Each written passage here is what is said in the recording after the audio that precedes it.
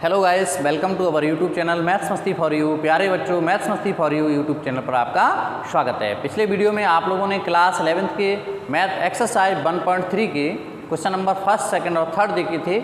आज के इस वीडियो में हम आप लोगों के लिए लेकर आए एक्सरसाइज 1.3 के क्वेश्चन 4, 5 एंड 6। तो चलिए शुरू करते हैं आज का टॉपिक। आज का टॉपिक शुरू करने से पहले आप लोगों को बता दें, जो लोग इस YouTube चैनल पर नए हैं, जिन्होंने अभी तक हमारे चैनल को सब्सक्राइब नहीं किया है, उस चैनल को सब्सक्राइब कर लें, घंटी का बटन दबाकर सभी नोटिफिकेशन ऑन करें, जिससे हमारी अगली वीडियो आसानी से आप तक पहुंच सके। तो चलिए शुरू करते हैं आज का topic exercise 1.3 class 11। Question 4 part first. तो क्वेश्चन 4 हमारा जो आपकी स्क्रीन पर है, इसमें लिखा है कि निम्नलिखित समुच्चयों के सभी उप समुच्चय लिखिए। तो पहला हमारा इसका पार्ट है, हमारा समुच्चय है ए। इसके हमें सभी उप समुच्चय लिखने हैं। तो पहले बात आती है कि उप समुच्चय होंगे कितने। तो सबसे पहले यहाँ लिखेंगे कि समुच्चय में अवयवों की संख्या, यहाँ लिखेंगे अवयवों की संख्या n बराबर, इसमें हमारा सिर्फ और सिर्फ एक अवयव है, तो यहाँ अवयवों की संख्या 1 है। तो यहाँ फॉर्मूला लिखेंगे कि उप समुच्चयों की संख्या, उप समुच्चयों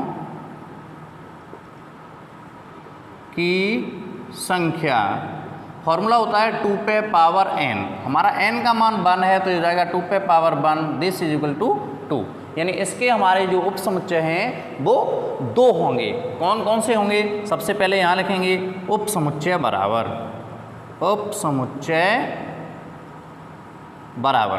तो सबसे पहले है 5। जब हमने उप समुच्चय की डेफिनेशन आपको बताई थी, उस समय ये बताया था कि 5 सभी समुच्चयों का उप समुच्चय होता है। तो सबसे पहला हमारा उप समुच्चय होगा 5, उसके बाद हमारा अगला उप समुच्चय होगा स्वयं अवयव 1। यानी सबसे पहले अगर हम किसी समुच्चय के उप समुच्चय लिखते हैं तो सबसे पहले उसमें 5 लिखते हैं, उसके बाद समुच्चय के अवयवों को एक एक करके लिखते हैं, उसके बाद 2-2 करके, 3-3 करके, यानी जितना बड़ा समुच्चय है उस हिसाब से लिखते हुए अंत में वही समुच्चय भी लिखा जाता है। तो इसमें एक एक करके लिखेंगे और लास्ट में वही लिखेंगे। एक सेम है, इसलिए इसके 2 उप समुच्चय होंगे जो आपके सामने, यानी 5 और समुच्चय ए।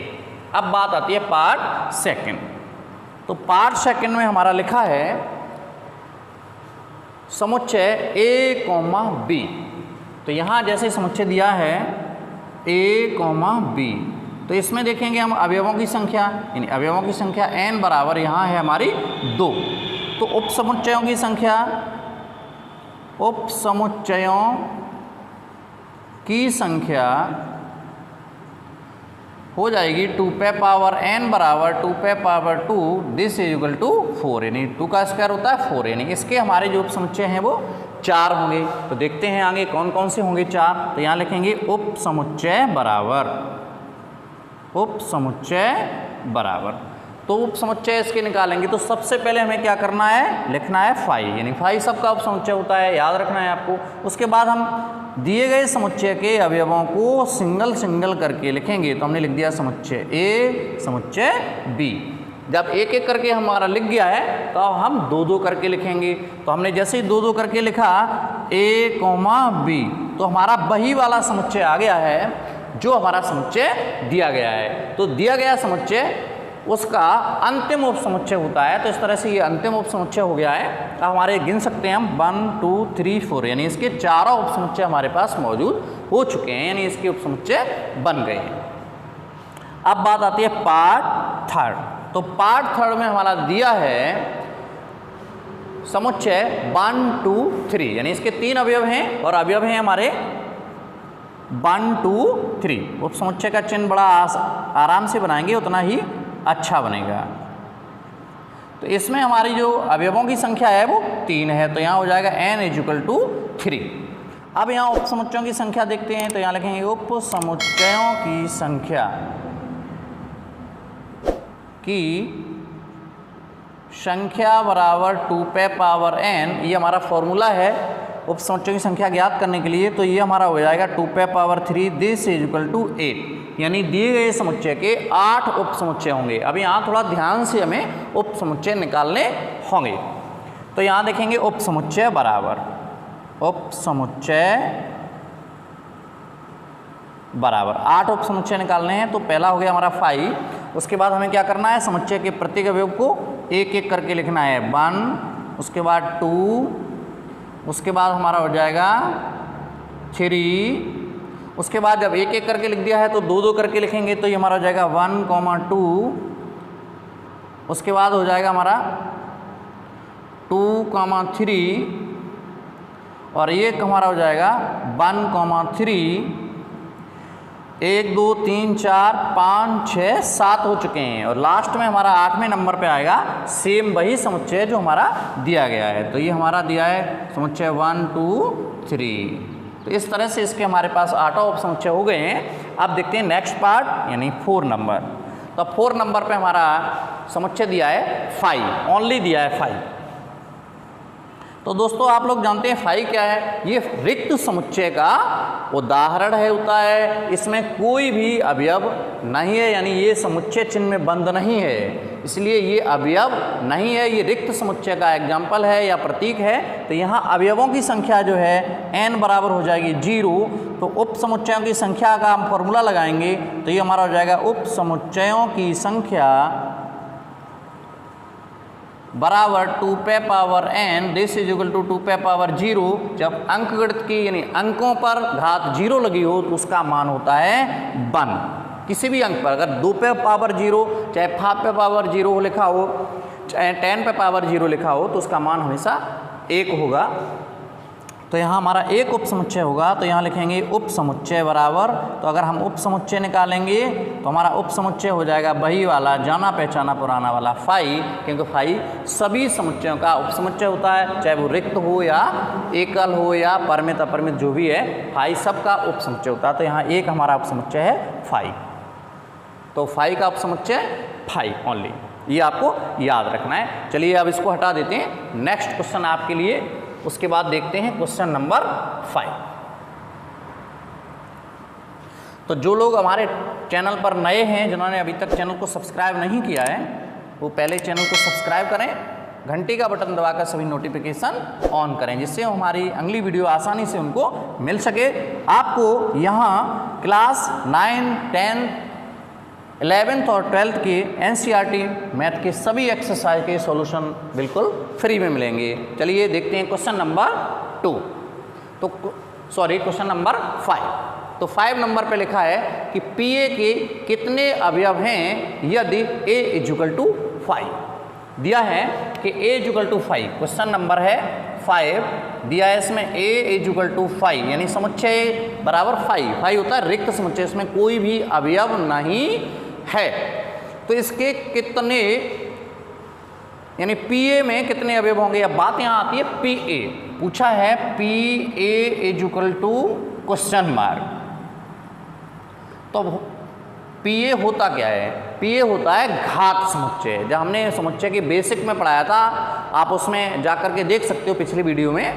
तो PA जो है वो किसी दिए गए समुच्चय का घात समुच्चय होता है। तो इसमें क्या होता है, यानी किसी दिए गए समुच्चय के उप समुच्चय के समुच्चय को ही घात समुच्चय कहते हैं। एक बार फिर से सुनेंगे कि किसी दिए हुए समुच्चय के सभी उप समुच्चयों को जब हम समुच्चय चिन्ह में बंद कर देते हैं, तो इस प्रकार प्राप्त समुच्चय को हम घात समुच्चय कहते हैं, जिसे PA से प्रदर्शित करते हैं। यहाँ आपको बताना है कि PA में कितने अवयव हैं। जब हम इस 5 के उप समुच्चय निकालेंगे और उसके बाद देखेंगे कि इसमें कितने अवयव हैं। तो अभी पिछले सवाल में ही आपने पार्ट 4 में 5 के अवयव उप समुच्चय निकाले थे। तो ध्यान रखिएगा, इसमें अवयवों की संख्या जो है, यहाँ A = 5 जब दिया है तो यहाँ पर N = हो जाएगा 0, क्योंकि 5 रिक्त समुच्चय का एग्जाम्पल होता है। जब N = 0 हो जाएगा तो हमारे उप समुच्चयों की संख्या का जो हम फॉर्मूला लगाएंगे, यानी उप समुच्चयों की संख्या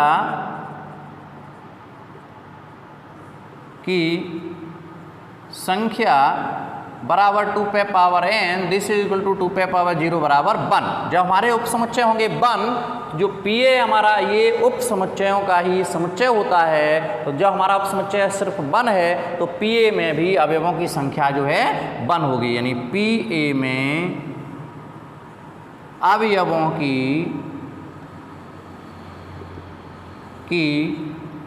संख्या बराबर 1। इस तरह से क्वेश्चन नंबर 5 इतना छोटा सा ही है आपका, इसको समझना बेहद जरूरी है क्योंकि Pa जो है वो घात समुच्चय होता है। चलिए यहाँ लिख देते हैं, Pa क्या होता है? घात समुच्चय। इसकी डेफिनेशन आप पिछले वीडियो में जा करके देख सकते हो, डिटेल में वहाँ आपको बताया गया है। तो चलिए इसको हटाते हैं, अब नेक्स्ट क्वेश्चन देखते हैं, क्वेश्चन नंबर 6। क्वेश्चन नंबर 6 जो आपकी स्क्रीन पर आ चुका है, तो इसमें आप देखेंगे लिखा है कि निम्नलिखित को अंतराल रूप में लिखिए, यानी इनका अंतर क्या है, यानी कहाँ से ये स्टार्ट हैं और कहाँ पर ये समाप्त होते हैं, इसके बीच का अंतराल क्या है। तो क्वेश्चन नंबर इसका 6 का पार्ट फर्स्ट देखेंगे, पार्ट फर्स्ट। तो पार्ट फर्स्ट में लिखा है x सच दैट x अवयव r। तो सबसे पहले आपको बता दें r क्या है, हमने डिटेल में पहले भी बताया है। r वास्तविक संख्याओं का समुच्चय होता है, यानी जो वास्तविक संख्याओं का समुच्चय है उसको r से प्रदर्शित करते हैं।